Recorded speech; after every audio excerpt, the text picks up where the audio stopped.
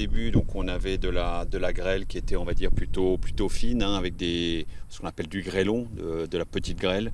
Et puis au fur et à mesure, comme il y avait de moins en moins d'eau, il y avait de plus en plus de grêlons de taille à peu près de 3 cm, hein, et qui ont fait beaucoup de dégâts sur la colline des Grands Crus de Chablis. On voit bien les dégâts, donc soit des raisins ont été coupés, on les retrouve par terre, et surtout les impacts, on va dire, les plus marqués. Hein, ce qu'on voit maintenant, c'est tout ce qui a été éclaté au fur et à mesure, hein, par les grêlons. Donc tout ça, malheureusement, ça va tomber. C'est des choses qui n'arrivent pas, je veux dire, heureusement, qui n'arrivent pas tous les ans. Pour moi, je veux dire, viticulteur, je suis à la 25e vendange ici, c'est la première fois, donc c'est très très rare, surtout de cette intensité.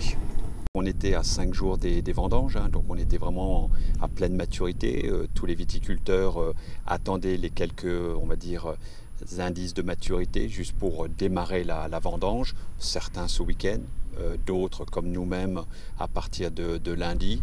Et le souci, c'est que les grêlons ont éclaté les baies. Certains, je dirais, grêlons ont coupé des raisins, donc il y a des raisins par terre.